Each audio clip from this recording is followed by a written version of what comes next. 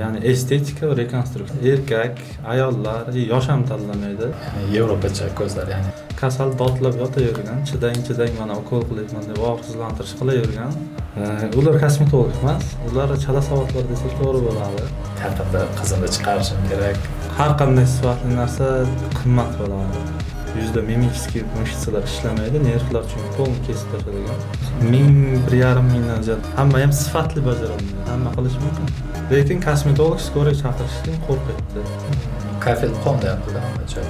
Operatsiya payti temperatura tushib ketishi bo'ladi. Hamma narsa zo'r bo'lgan. Xalqimizda erkaklar kuchli yeydi. Neto har bir millimetrlar bu yerda rol o'ynaydi. Qorin katta bo'ladi. Mana hazillashib shunga bor, qildiring deyapti. Endi nima qilaman, siz aytdingiz deydi. Hozir qayerga qarasangiz plastik xirurg. Shuning uchun ancha o'qish kerak, kamida 10 yil. 4-5-kursdan keyin chiqishni tavsiya qilaman. Больницами вообще deymiz, kosmetologlardagi bitta xonadami. Ko'rib tomosha qilib kelganda foyda yo'q. Operatsiya xavfsiz o'tishi kerak chunki Tikishda yostiq tiqib o'rganib boshlaganman. Ochiqchasiga aytganlarim, pulini beraman, sizga nima qilib beravering. Har bitta qilgan ishimiz o'zimizga yoqish kerak birinchi o'rinda. Qayta urinib ko'rish kerak. qayerda bitirgan diplom bormi вообще? Diplom nima bo'yicha? Bemorlar juda ko'p narsani xohlaydi. Appendis topolmaganman 15 minut. Har doim ham hammani podrяд operatsiyaga olmaymiz. Endi stress emas, o'ylanib qolasiz endi nimadir. Xayolan har bitta operatsiyani qilamiz. Endi har bir bemorga individual yondashish kerak. Assalomu alaykum. Bugun navbatdagi podkastimiz Gamma Med klinikasining navbatdagi shifokorlari bilan bugun tanishamiz. Assalomu alaykum Sardor Soliyorovich. Assalomu alaykum Shahboz Shavkatovich. Assalom. Xo'p, birinchi o'rinda sizlarni birinchi marta ko'rib turganlarga o'zlaringizni tanishtirsalaringiz qisqacha. Men Ergashev Sardor Soliyorovich, estetik va rekonstruksiya xirurgman. Xirurgiya sohasida 6 yildan beri faoliyat yuritaman. Plastik xirurgiya yo'nalishi bo'yicha Moskva shahrida Akademik Petrovskiy nomidagi ilmiy xirurgiya markazida ordinatura o'tab kelganmiz. Va faoliyatimizni ham Moskvada 1 yil davomida olib borganmiz. Shu yildan boshlab Gamma Med klinikasida faoliyatimiz davom ettirmoqdamiz. Tushunarli. Men O'rol Shahboz Shavkatovich, estetik va rekonstruktiv xirurgman. Bu sohada shu 4 yildan oshiqroq faoliyatimni yuritib boryapmiz. Men ham shu Moskvada Petrovskiy nomidagi ilmiy izlanish markazida o'qib, ishlab 1 yil davomida ishlab o'z malakamizni oshirganmiz. Hozirda o'sha 1 yil davomida Gamma Med klinikasida ishlayapmiz. Tushunarli, rahmat. Xo'p, birinchi hamma beradigan savol yoki eng muhim savollardan bittasi, bu sohaga o'zi qanday kirib kelgansizlar? Tibbiyot sohasiga. Tibbiyot sohasiga, shu sohaga. Mani tibbiyot sohasiga kirib kelishim biz qonimizda bor. Mani dadam o'zi xirurg. U umumiy xirurg hisoblanadi. Respublikadagi ведущий xirurglardan biri hisoblanadi. 4-kursimdan boshlab dadam bilan amaliyotlarda olib borib, operatsiyalarda qatnashib, mustaqil operatsiyalar qilishni o'rganganmiz. O'qishni tugatgandan keyin plastik xirurgiya yo'nalishiga qiziqib, klinik ordinaturaga Moskvaga qarab yo'l olib, o'sha yerda o'qib, ishlab faoliyatimizni olib boryapmiz. Tushunarli. Shu tibbiyot sohasiga kirishingizga, ya'ni o'zingiz tibbiyot sohasida bo'laman deb qaror qilganmisiz yoki ota-onangiz, ya'ni O'zim sohada- qiziqishim bo'lgan. Ha, o'zingizga qiziqish bo'lgan. Xo'p. Menda chavachasi, ya'ni uydagilar hech kim bizda o'sha avlodimizda mediklar bo'lmagan. Shifokor bo'lgan. Birinchisi men hisoblanaman. Yoshligimda o'zimda ham qiziqishim bo'lgan. Uydagilar ham shu vrach bo'lsin deb niyat qilishgan. Shundan keyin bundan boshqa hech qaysi sohalar menga yoqmagan. Shu o'zim meditsinaga ham qiziqqanman. Shu Samarqandga o'qishni bitirib, meditsinani keyin Moskvada ordinaturani plastik xirurgiya yo'nalishida tugatganmiz. Tushunarli. Xo'p, bo'lmasa navbatdagi savolimiz. Ko'pchilik plastik xirurgiyani faqat go'zallashish yoki yosharish uchun deb o'ylar ekan. O'zi aslida bu soha nimani anglatadi? Aslida plastik xirurgiya 2 turga bo'linadi. 2 ta yo'nalishi mavjud. Ya'ni estetika va rekonstruksiya. Estetika boya aytib o'tganingizdek, haqiqatan go'zallashish, yosharish uchun. Rekonstruksiya yo'nalishi bor. organlar funksiyasini qayta tiklash, misol uchun qo'llar yoki tanadagi kuygandan keyin chandiqlarda asoratlari bo'ladi, ya'ni bo'g'imlarda kontrakturalar beradi. Misol uchun shular. Har qanday normadan buzilgan holatlarda eski normal holatga qaytarish bu rekonstruksiya deyiladi. Bu soha ham plastik xirurgiyaga kiradi. Tushunarli. Faqat bu go'zallashish emas, bu organlar funksiyasini qayta tiklash ham bo'ladi. Ha. Plastik xirurgiyaga kiradi. Ko'pchilik o'ylaydi faqat ayollar Yo'q. shu nimadan keladi. Demak, erkaklar ham shu boya kuyish, aytdingiz, nima masalan. Plastik xirurgiya jins tanlamaydi. Erkak, ayollar, yosh ham tanlamaydi. Biz To'g'ri. 7 yoshdan boshlab 60-70 yoshgacha operatsiya qilamiz. U kasallikning turiga qarab bo'ladi. Tushunarli. Hozir eng ko'p murojaat qilib kelayotgan kasallik deymizmi yoki nima bo'yicha eng ko'p murojaat hozir?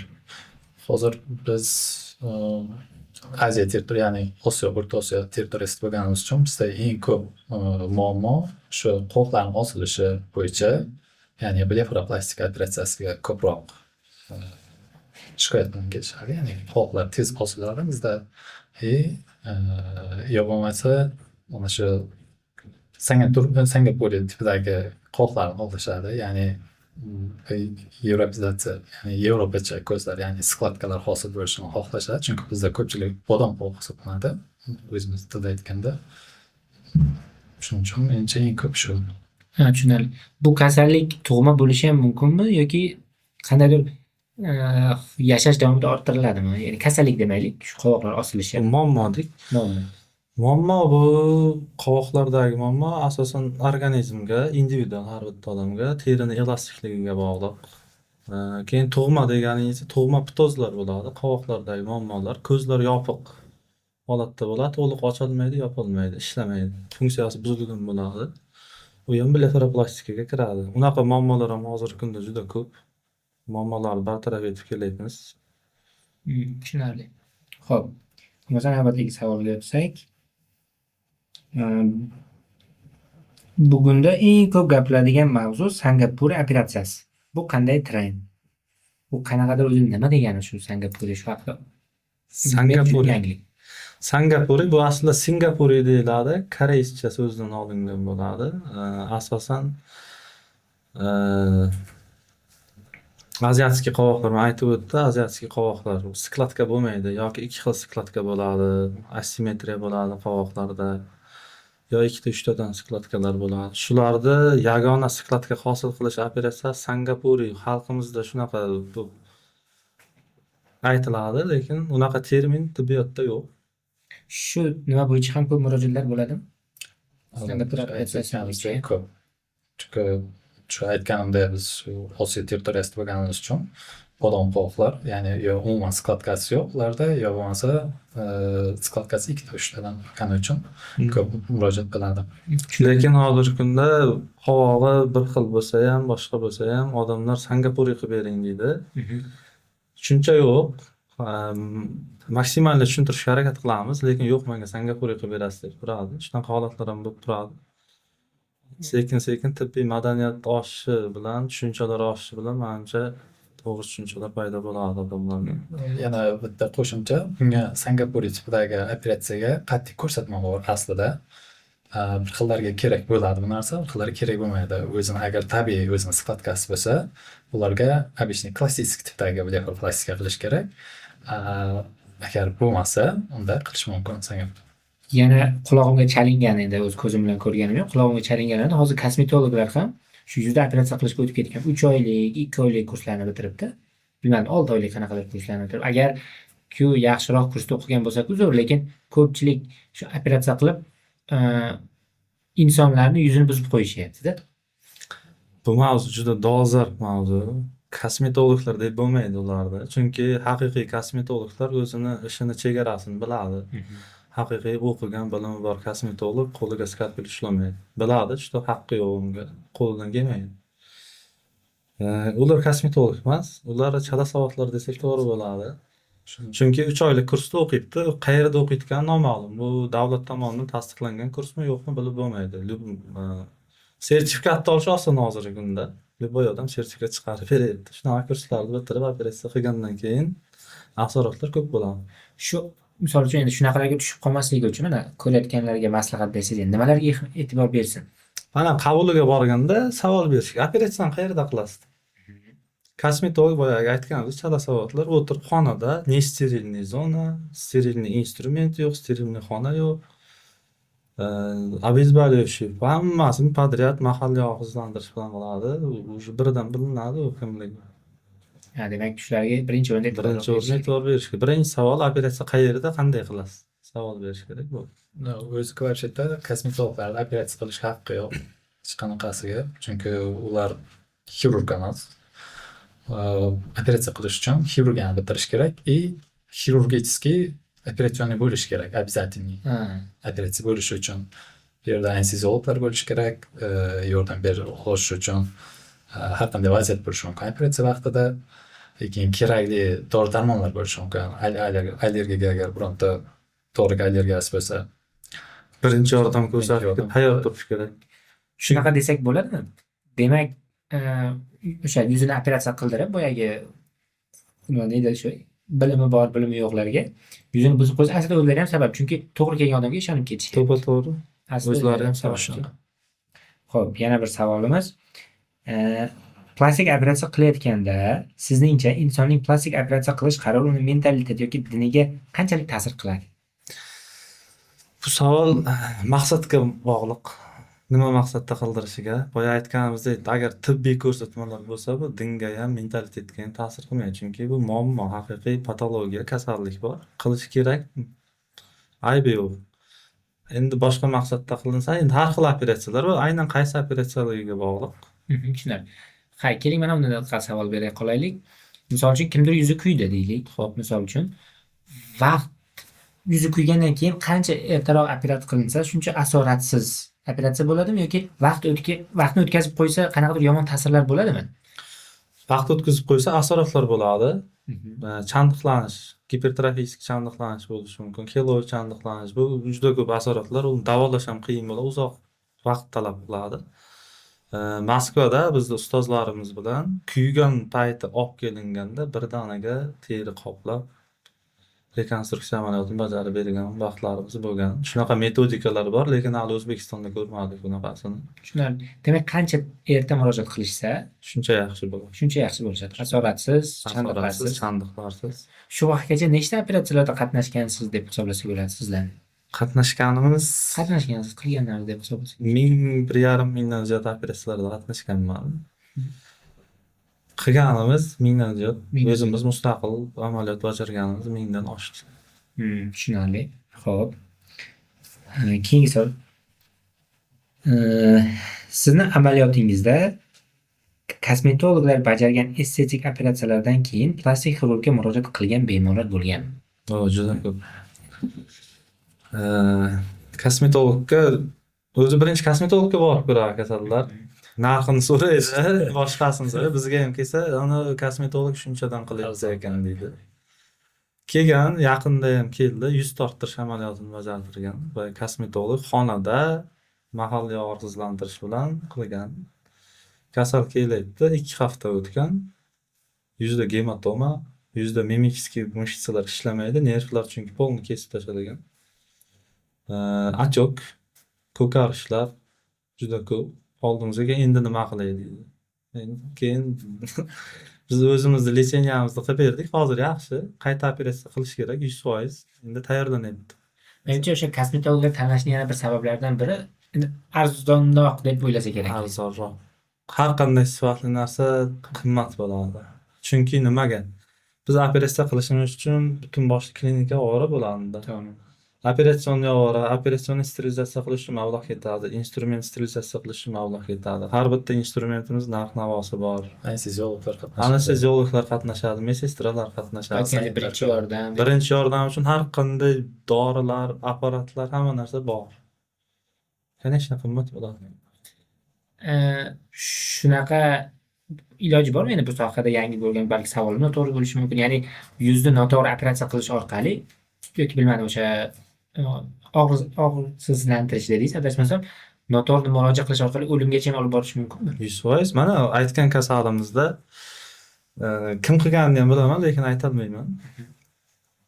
xonada qilgan, mahalliy og'riqsizlantirish bilan qilamiz degan, kasal dodlab yotavergan, chidang mana ukol qilyapman deb og'riqsizlantirish qilavergan. U og'riqsizlantirishni boyagi lidokain, navakain nima bilan qilgan bilmayman. Hammasi me'yor bir, unga ham qaramagan.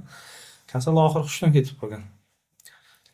Qon ketgan, qonni to'xtatishga apparatlar yo'q, boshqa yo'q. O'zi Kasal qon yo'qotgandan erimay keyin ketyapti. gemorragический shokka tushyapti kasal, hushdan ketyapti. Lekin kosmetolog skoriy chaqirishdan qo'rqyapti. Skoriy chaqirsa, yozdi, chizdi, qog'oz rasmiyatchilik bo'ladi. Shundan qo'rqib skoriy ham chaqirmagan.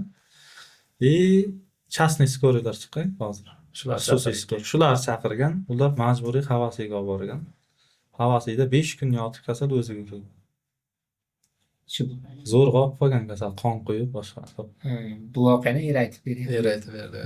Shunga kirsam deyapti, kafel qon deyapti-da, joy. Dahshat. Qanday siz ko'rib mana qilmadingiz, erib bo'lsangiz, aytsak tushunmayapman-da deyapti. Skoriy chaqirma deb aytadi. Qo'rqib qolgan o'zi, lekin shunaqa bo'ladi. Tushunarli. Implantlar haqida ko'p mish-mishlar bor. Hattoki rak kasalligiga qo'zg'atishi mumkin deyishadi. Bu qanchalik haqiqat yoki bu mifmi, ya'ni afsonami? Implantlar haqida juda ko'p miflar bor, ya'ni afsonalar. Ulardan bittasi rak bo'lsa, u umuman rak chaqirmaydi. Naborot rakka qarshi kurashishga yordam beradi. Operatsiya payti travmalar oqibatida limfa tokni buzilishi hisobiga limfoma bo'lishi mumkin, lekin u rak hisoblanmaydi. Davolash mumkin. Tushunarli. Yuzda noto'g'ri operatsiya, ya'ni o'sha kosmetologlar xullas, noto'g'ri operatsiya qilinganda nima asoratlar bo'lishi mumkin? Chandiqdan tashqari. Ya'ni nima qayerga ta'sir qilishi mumkin? Birinchi o'rin mimический nervlar, traynichniy nerv bo'ladi yuzda. Yuzaki joylashgan nervlar bor. Ularni kesib qo'yish, jarohat yetkazish oqibatida mimika buziladi. Birinchi o'rin. Mimikalar ishlamaydi. Mimika umuman ishlamaydi, bet taxtadek qotib qoladi. Osilib qoladi. Qon ketish, chandiq juda katta muammo. Chunki kosmetologlar sloyga tusholmaydi. Agar sloyga tushib to'g'ri bajarsa operatsiyani hech qanday muammolar bo'lmaydi.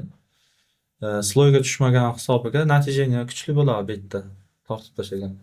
Qancha olib tashlagan teri bo'lsa, xuddi shuncha chandiq paydo bo'ladi kosmetologlarda. Misol uchun 2-3 sm teri olib tashlayaptim, 2 sm chandiq paydo bo'ladi. Chunki tortilgan to'qimalar o'z joyiga qaytishi kerak. Bu demak qaytish kerak. Ular qilganda qaytadi baribir. Agar sloyga tushib qaytsa, sloy tikib kelgan, unaqa narsa bo'lmaydi. Tushunarli. Xo'p. Keyingi savolimiz liposaksiya eng ko'p muhokama qilinadigan jarrohlik amaliyotlaridan biri. Uni ko'pincha oson yo'l bilan ozish deb ham atashadi. Aslida u qanday amaliyot? Liposaksiya yog' olish, ya'ni yog'ni eritish, lipoaspiratsiya deyiladi fan tilida. Bunda maxsus apparat bor. Vibratsiya orqali kichkina teshikcha ochilib, shu yog'ni olinadi, ya'ni eritiladi. Shu vibratsiya hisobiga qaytib chiqib keladi, lekin uni o'zini ko'rsatmalari bor. Kerakdan oshiq olinmaydi. Keyin bu kelgan bemorni vesiga o'lchanadi, vesi bilan bo'yi indeks massa tela kelib chiqadi. Agar indeks massa 31 dan oshiq bo'lsa, ularga противопоказание, ya'ni maslahat berilmaydi ularda. Chunki foydasi yo'q, bilinmaydi ham hech qanday Rezultat bo'lmaydi bunday bemorlarda. Agar 31 dan past, 30 dan past bo'lsa, qilsa bo'ladi bu narsalarni. Endi har bir bemorga individual yondashish kerak masalada. Nima xohlayapti, qanday. Balki siz ham eshitgandirsiz, ammo aynan shunaqa operatsiyalar orqasidan, ya'ni yog'larni oldirish orqali hattoki o'limgacha borganlar bor ekan. To'g'ri, chunki yog' olishda o'zining qonun qoidalari bor, chegarasi bor. Misol uchun bitta odamdan maksimum 5 litr, 6 litrgacha qon olish mumkin. Qon debman, yog' olish mumkin. Undan ko'p olinsa, o'sha salbiy oqibatlar kelib chiqadi. Chunki tanada travma ko'payib ketadi, qon yo'qotish, operatsiya payti temperatura tushib ketishi bo'ladi. Shuni hisobiga bemor stolda qolib ketishi mumkin. Menimcha bu kasallikdan asosan juda ham semizlar murojaat qilishadi, adashmasam, to'g'rimi?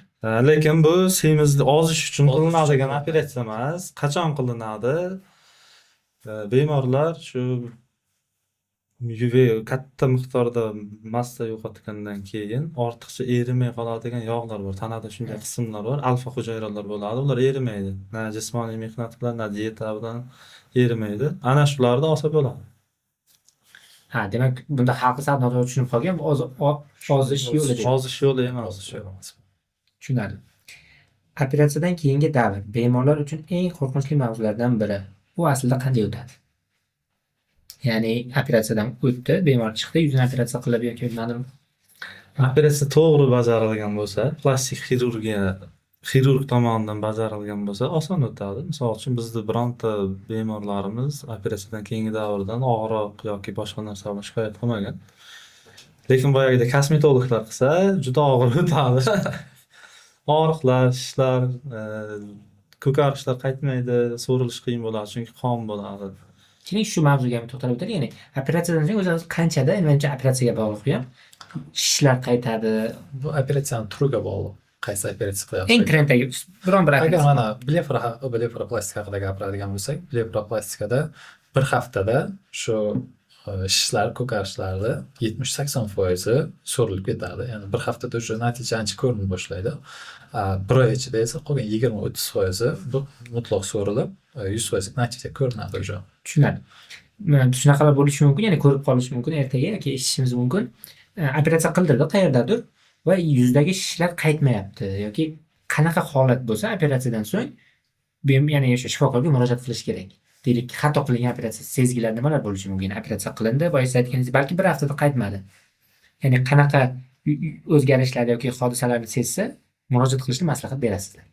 Ayni bir lokalizatsiyada shishlarni his qilsa, ayni bir lokalizatsiyada og'riq yoki sezuvchanlikni yo'qolganligi ayni bir joyda bo'lsa, atyoqlar bor joyda ko'karishlar mavjud bo'lsa, Nagnayni bo'lgan bo'lsa, yoki yiringlash bo'lishi mumkin, yoki vaspaleniya, temperaturalar bo'lsa, biz sразу murojaat qilish kerak. Murojaat qilishni maslahat berasizlar. Tushunarli. Xo'p, unda keyingi savolga o'tsak, chandiqlar, ya'ni shramlar haqida gaplashsak. Bu ham ko'pchilik shu narsadan qo'rqadi. Chandiq qolib ketmaydi, menimcha operatsiya qildirmasligi asosiy sabablardan biri shu, chandiq qolib ketishdan qo'rquv. To'g'ri. Chandiq bu avvalambor har bitta organizmga individualniy immunitetiga bog'liq va qon miqdoriga bog'liq. Chandiqlar turli xil ko'rinishda bo'ladi. Gipertrofik, keloid, normotrofik, atrofik chandiqlar bo'ladi. Bu qaysi biri bo'lishini xirurg oldindan aytolmaydi. Ya'ni individualniy. Xo'sh, Amerikaga borib tiktirsin, xo'sh Germaniyaga farqi yo'q. Qisman xirurgga ham bog'liq, to'g'ri tikilishiga qarab. Agar qo'pol tikilsa, qo'pol chandiqlar qoladi. Maksimal estetik tikilgandan keyin ham ba'zi paytlar chandiqlar paydo bo'ladi. Lekin har qanday chandiqda davolash imkoniyati bor. Muammo emas hozirgi kunda. Fizioterapiyalar olib, maxsus ukollari bor. Chandiqda so'rdi boramiz. Tushunarli. Xo'p. Plastik xirurgiyada qaysi operatsiyalar eng murakkab hisoblanadi va nima uchun? Plastik xirurgiyada rinoplastika operatsiyalari сложный. Facelifting. Aynan shu operatsiya nima uchun qilinib ketishini aytsalar yaxshi edi. Hozir bitta aytamiz. Facelifting, rinoplastika, otoplastika qiyin. Bodyliftlar, ya'ni tanani 360 gradus tortish. Bu ham unchasi hech kim qila olmaydi. Reduksionniy mamoplastika. Reduksionniy mamoplastika. Har bittasi haqida ma'lumot beray. Ma'lumot bersangiz yaxshi bo'ladi. Xo'p, facelifting nima uchun qiyin? Chunki odam bir joyga borgan birinchi o'rin yuzi ko'rinadi. Juda ham ehtiyotkorlik bilan, aniqlik bilan ishlanish kerak. Yuzda yuzak nervlar juda ko'p, qon tomirlari ham juda ko'p hisoblanadi. Shuning uchun qiyin. Hamma ham bajarilmaydi. Hamma ham sifatli bajarilmaydi. Hamma qilish mumkin. Sifatli bajarilmaydi ko'pchilik. Xo'p, otoplastika, ya'ni shalpon quloqlik yoki quloq suprasidagi operatsiyalar. Nimasi qiyin? Chunki tog'aylar bilan ishlash juda qiyin. Tog'ay bilan hamma ham ishlanmaydi. To'g'ri, hamma hozir kosmetologlar ham boshqa ham otoplastika qilyapti, lekin tog'ayga tegina olmaydi ular, qo'rqadi. Chunki tog'ay bir yallig'lansa, uni to'xtatib bo'lmaydi. Quloqni kesib tashlaydi. Tushunarli. Hop, rinoplastika operatsiyasi to'xtatadigan bo'lsak, unda suyak bilan ishlanadi, shu ko'z ko'chni mozoli hosil bo'lishi mumkin operatsiyadan keyin. Asoratlar. Asoratlari juda ko'p desak ham bo'ladi, yo bo'lmasa asorati katta desak ham bo'ladi. Miyaga yaqin bo'lgani uchun eng katta asorat shu. Chunki agar miyaga tez vospalenniya o'tib ketishi mumkin. Bunday qon tomir orqali desak ham bo'ladi. Yaqin joylashganligi bo'lmasa bevosita qandaydir teshib qo'yishi. Lekin ko'stimazol hosil bo'lgandan keyin uni qayta operatsiya qilgan xirurg ahmoq xirurg hisoblanadi. Chunki bir mazol hosil bo'lgan joyda keyingi qilganda undan ham katta mazol hosil bo'ladi. Tushunarli. Boya aytib o'tdingiz, erkaklar ham murojaat qiladi. Deb o'zi erkaklar asosan nima bilan murojaat qiladi? Erkaklar bizga asosan ginekamastiya muammosi bilan, ya'ni ko'krak hosil kattarish bilan kuyish, chandiqlar, Ortoplastika. quloq shalpaqquloqliklar yoki quloq sinishi bilan boyagi kurash sportchilarimiz o'zi quloq ko'pchiliklari sinadi. Shularni qayta tiklash, quloq suprasini. Abdominoplastika bilan ham ko'p murojaat qiladi. Agar protiopokazaniyalar bo'lmasa qilamiz. Ko'pchilik erkaklarda qarshi ko'rsatmalar ko'p bo'ladi. Chunki bizda xalqimizda erkaklar kuchli yeydi, qorin katta bo'ladi. Ularda abdominoplastika qilganda foyda bo'lmaydi, qiyin. Shuning uchun shunaqa muammolar bilan murojaat qiladi. Tushunarli. Birinchi adashmasam demak analiz qilish kerak. Analiz topshiradi. Shunga qarab keyin operatsiya qilish ruxsat. Har bir kasal bizga bemor kelganda birinchi konsultatsiya o'tamiz. Tushuntiramiz qanday nima bo'ladi, etaplar, qanday восстановление bo'lishi, operatsiyadan keyingi. Undan keyin tushuntirganimizdan keyin analiz topshirib turamiz. Agar analizlarda hamma narsa joyida bo'lsa, analizda общий analiz kiraga kiradi. Keyin yuqumli kasalliklar bular обязательно. Keyin narkozli kasallik bo'lsa, narkozni operatsiya bo'ladigan bo'lsa, unda yana qo'shiladi, ya'ni EKG qildiramiz. Agar o'zi tushish kerak bo'lsa, o'ziga tushiramiz. Rentgenlarga. Shunaqa. Agar keyin hamma narsa yaxshi chiqsa, undan keyin operatsiyaga olamiz. Operatsiya qilishga ruxsat. Agar bizdan tashqari anesteziologlar ham ko'rigi bo'ladi. Chunki narkoz beradi. Agar narkoz bilan Salbiy ta'sir qilmasligi uchun. 100% kasal tekshirib keyin oladi. Tushunarli. Xo'p, qaysi biri ko'proq mahorat talab qiladi? Yuzni yumshoq to'qimlari bilan ishlashmi yoki tana? Masalan, liposaksiya. Ikkalasiga ham mahorat talab qilinadi, lekin ko'proq yuzga deb o'ylayman. Chunki yuz birdaniga aytganda ko'zga tashlanadigan joy qarasa, agar neto har bir millimetrlar bu yerda rol o'ynaydi. Agar operatsiya neudachniroq o'tgan bo'lsa, bu katta minus hisoblanadi. Yuzda birdan ko'rinadi, ham o'ziga bo'lgan ishonch yo'qoladi, yana samootsенка pasadi, depressiyaga tushadi. Chunki boya aytganimizdek, boya aytib o'tdik-ku, shu kosmetologdan keyingi kasallik juda kuchli depressiyaga tushib qolganda, har kuni telefon qilib, hatto biz operatsiya qilmagan bo'lsak ham, mana shunday bo'lyapti, maslahat so'rab, mana shunday bo'lyapti, yaqinda qizimni chiqarishim kerak, shunday problema, nima qilsam bo'ladi deb har kuni shunday bayonlar. Yana shunga oid qanaqadir misol uchun o'zlaringizda boshlaringizdan o'tgan, ya'ni shu murojaat qilgan qanaqadir voqealar bo'lgan? Voqea bo'lgan. Bemorimiz keldi, yuz torttirish amaliyotiga. Narx-navosini aytdik, u kishiga ma'qul kelmadi. Kosmetologda aytgan bo'lsa kerak, shunchaga qilyapti-ku dedi. Mana hazillashib shunga borib qildiring deb boribman. Haqiqatdan ketib qolibdi unga. Operatsiya qildirgan. 3 oydan keyin menga rasm tashlaydi. Sharam shuncha.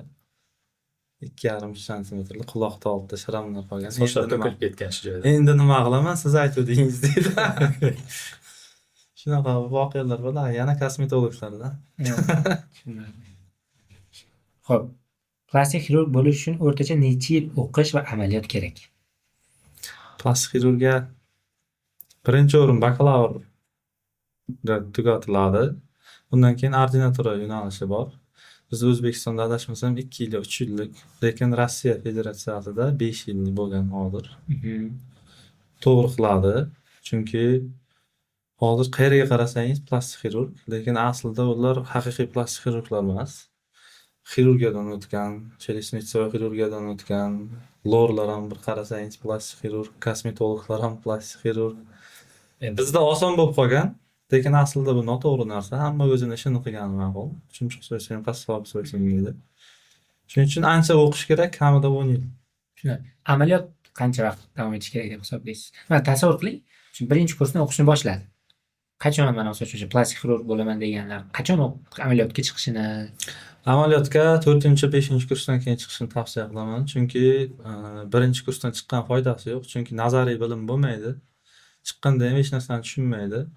Qo'rq tomosha qilib kelganda foyda yo'q. Birinchi nazariy teoriyani kuchaytirib, keyin praktikaga chiqsa, bu har bitta odamni o'ziga bog'liq. Epchilligiga bog'liq. Qanchalik darajada olish. Bir xillar 2-3 marta ko'rdim, o'sha qiladi u narsani. Bir xillarga 100 marta tushuntirsangiz ham qiyin. Qo'liga bersangiz qaltirab boshqa. Hamma odam o'ziga bog'liq. Qancha ko'p praktika bo'lsa shuncha yaxshi. Birinchi operatsiyangizni eslaysizmi o'zingizdan? Eslayman. Moskvada bo'lgan. Ha. O'zim mustaqil Moskvada birinchi marta operatsiya qilganman.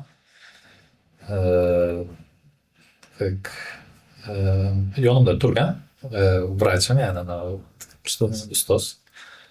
Udashnayotgan hammasi yaxshi. Teri rekonstruksiya qilgandik o'shanda. Birinchi marta bo'lganligi uchun hissiyotlar deylik, o'zizga ishonch qanaqa bo'lgan?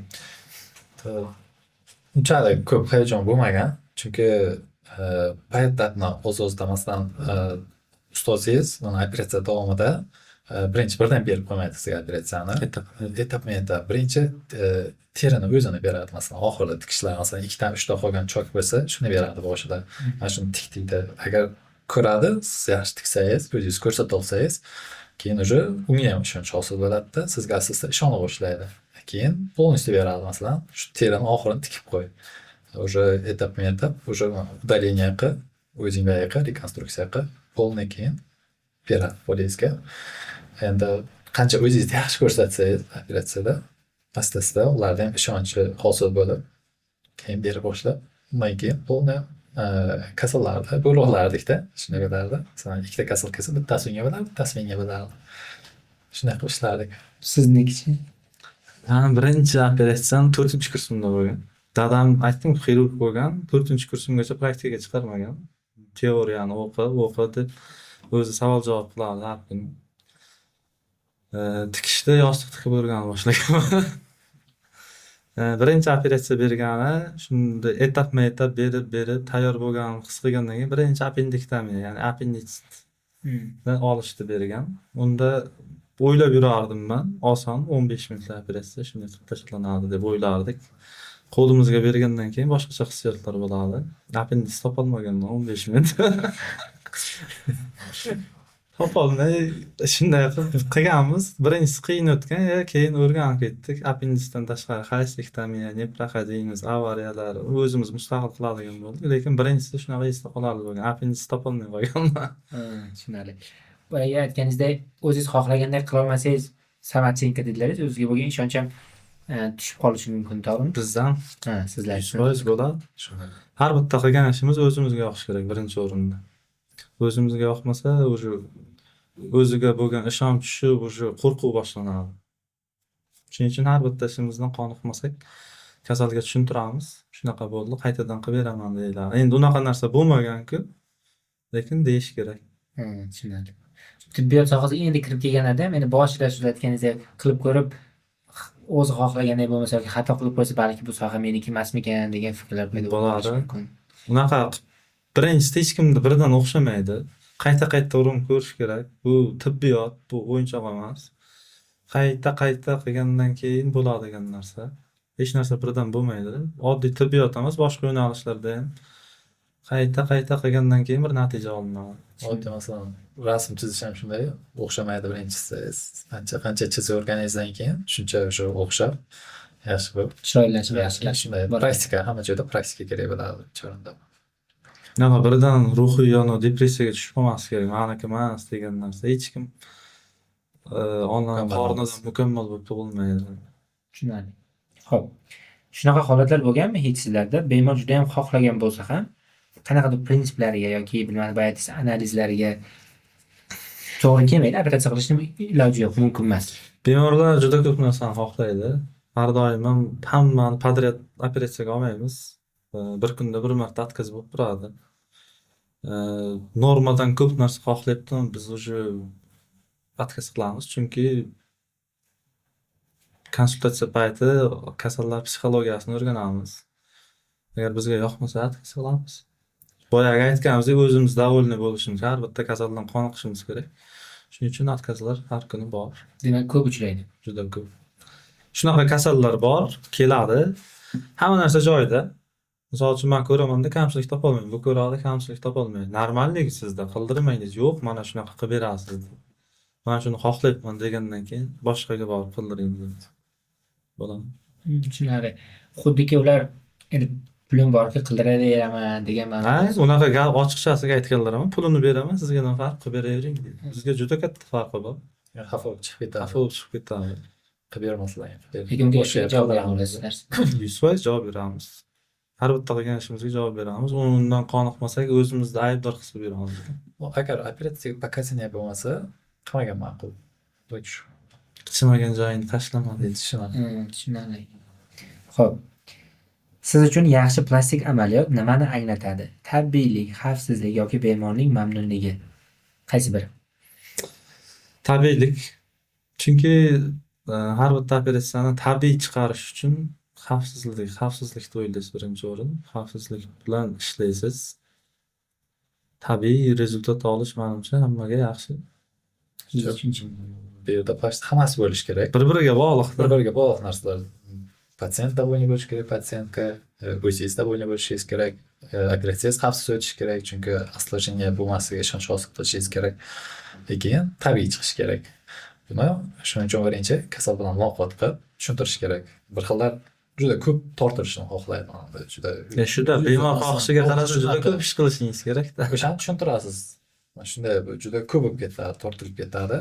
Shunday tabiiy bo'lsa, chiroyli chiqadi deb, o'rtada kompromiss bo'lib, o'zi nima xohlayapti, keyin siz maslahat berib, o'shanda bitta kompromissga kelib qilsalaringiz yaxshi bo'ladi.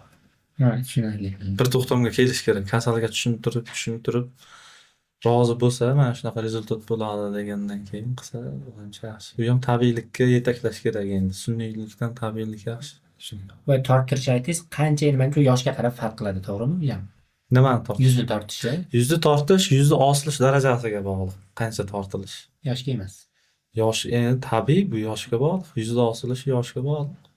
Teri cho'ziluvchanligiga bog'liq. Teri cho'ziluvchan bo'lsa, osilish kuchli bo'ladi. Birodarga qarasangiz osilish kuchli bo'ladi. 50-60 yoshda birodarga qarasangiz unaqa osilish bo'lmaydi, lekin ajinlar bo'ladi. Organizmga bog'liq. Hozirgina shaxsiy savollarga ham o'tsak, plastik xirurgiyada katta stress va his-tuyg'ular bormi? Bor. Endi shunaqa sohami bu? Nima uchun? Bemorlar nedavo'rnligi birinchi o'rin. Misol uchun hamma narsa zo'r bo'lgan. Bizning nazarimizda, endi plastik xirurg nazarida hamma narsa yaxshi normada, qolganlarda ham nazarida normada, lekin kasal o'ziga yoqmayapti, nedavo'rlik. Men bunaqa xohladim, bunday edi degandan keyin, конечно, stressga tushasiz. Menimcha u boya o'zi aytganingizdek, mijoz, ya'ni klient kasallikni yaxshi tushunmaganligi uchun ko'p narsani xohlab olgan. Juda ko'p narsani xohlaydi. Endi stress emas, o'ylanib qolasiz, endi nimadir ana bo'ladi, lekin unaqa stress yo bo'lmasa ruhiy bosim ostida tushib qolish shunaqa narsa bo'lmagan, lekin juda ko'pchilikda bo'ladi. Bitta shifokor aytganda menga har bitta operatsiya qilishdan oldin hayolimda bir marta qilib chiqaman o'zi degan. Bir marta emas, 5-6 marta qilib chiqish kerak. Sizlardan ham shunaqa narsa bor. Operatsiyadan oldin Operatsiyadan oldin 2-3 marta xayolan qilib olamiz. Qayerdan nima qilyapmiz? qayerdan nima qilamiz, chizamiz bizda обязательно chizish bo'ladi.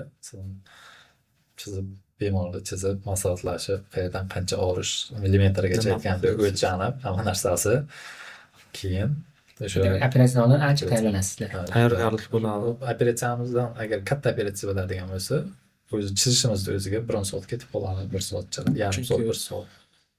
O'zi bemorlar shu asimetriya, muammoni to'g'rilashga kelgandan keyin juda aniqlik bilan ishlash kerak. Shuning uchun bizni boyagi chizishlarimizdan 1 soatdan oshib ketadi. Chunki har bitta joyini bemordan o'zidan so'raymiz.